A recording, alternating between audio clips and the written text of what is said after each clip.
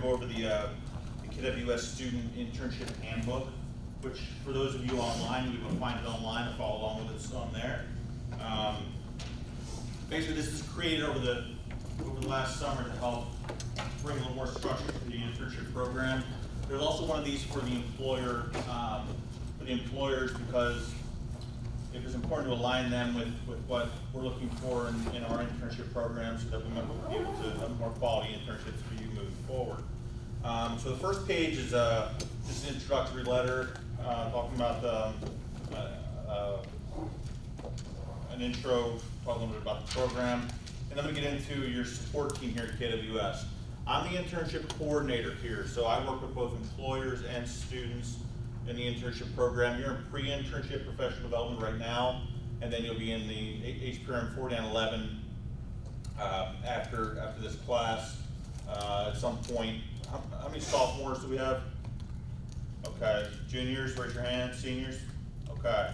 Now the goal is that we're doing this pre-internship class during the sophomore year moving forward, so that students have an opportunity to not only possibly get more internships, you're not limited to just one. Matter of fact, I would recommend you get as many as you can while you have the opportunity, for a couple of reasons which we'll get into here shortly.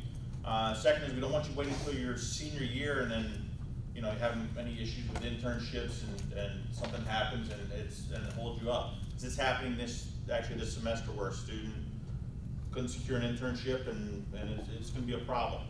So making sure when we're sitting here on page 4, and what we have here with this handbook, this is only really the first part of it. The last part is dealing more with the HPRM 4911 syllabus, which is online, but we'll review that at a later time. I just wanted to break this up a little bit over the course of this term. We'll get into 4911 requirements after the break, and but for right now, it's going to focus on this. So your support team here at KWS, you have Dean Palikirthi, who oversees the entire Kemmons Wilson School. Ms. Peggy Callahan is the academic advisor. She's the person you will go to. You work with both Ms. Callahan and I as you receive your permit for internship. We'll get into that here shortly. Marta Lopez Flohr is our career services specialist. She's for both this school and the College of Fine Arts across the street. So she's here basically 3 days a week, Tuesday, Thursday, Friday, and by appointment only. So making sure that pop-ins, we don't have a lot of pop-ins, okay? Her schedule is very tight between two talent communities, so it's important that you go online and make an appointment with her. We first start off with talking about what is an internship on page 5. Internship is work experience that provides you with an opportunity to apply the theory of the classroom in the real world. Now, there's a lot of different, one of the reasons why I was brought on board to help revamp the internship program is because there's a huge philosophical difference of what constitutes an internship between both employers and students. A lot of employers look at internships like, they don't see the academic side of it, and they didn't want to have an internship program. It's just a way of evaluating you to see if you're gonna, if they'd like to hire you in the future. But for us, we put more of an academic component into this, so it's a requirement for the 4911 class, which is a requirement to graduate, and there's certain specific criteria which makes it an academic internship. Which takes to the second point: what is an academic internship? It's having an internship that is structured within the criteria of HPRM 4911. Now, if you're working, we'll get to this later. If you're currently working a job, can that be your internship? That's a possibility. We'll talk about that, but it does have to fit the criteria of the class, which is why we went through the process of putting this together. What are the benefits of having an internship? It gives you a competitive edge on your resume moving forward. When you're graduating, you're ready to go out. I don't have work experience, most of you, having worked in the industry or working retail, restaurant, hotels, whatever the case may be. But if you have a structured internship, it definitely is a boost to your resume. It helps investigate career interests. I've had students who've done internships who wanted to be in restaurants, but afterwards said, that's really not the route I want to go anymore. And that's okay too. Learning what you don't want to do, sometimes it's just as important as learning what you want to do. So this is the time when you're at the university, you have these internships available to do as many as you can and see what might be a good fit for you.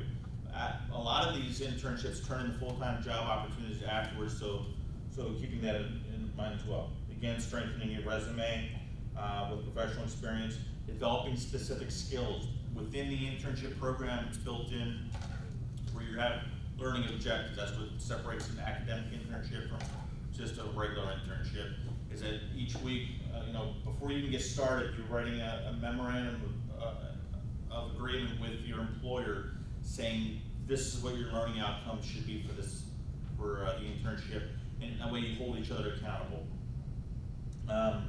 Develop professional contacts. It's really important, as we talked about with LinkedIn earlier, and professional networking, to get out there to meet different people. It's giving your best each and every day, like we talked about last week, but you're doing that, and as you're out there and you're doing that, you're gonna meet people, and people, if you're giving it your best at all times, might meet potentially your future employer or company that way.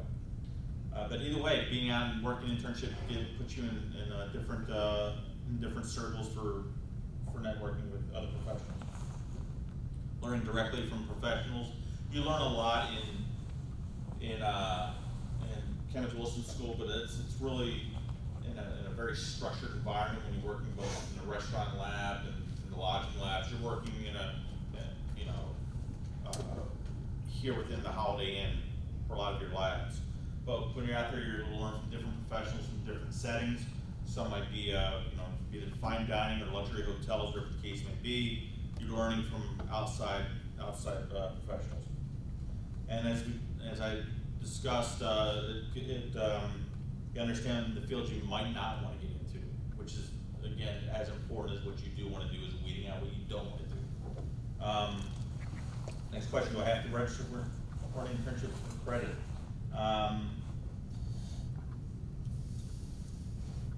The answer, students may complete internships without receiving academic credit for that experience.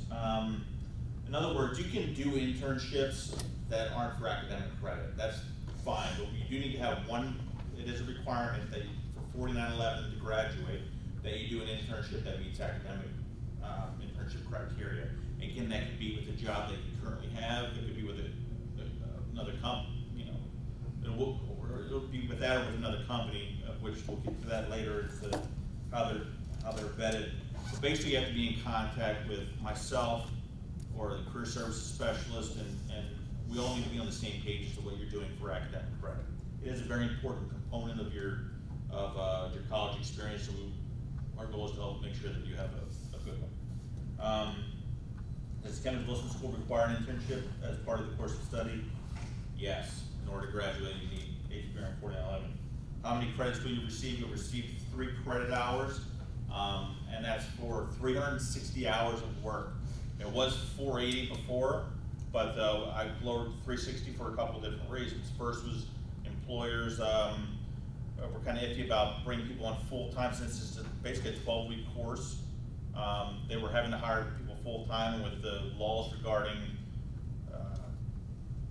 health insurance and things like that. We cut it down to where it's a part-time under 30 hours, and you're still able to achieve that over the 12 weeks.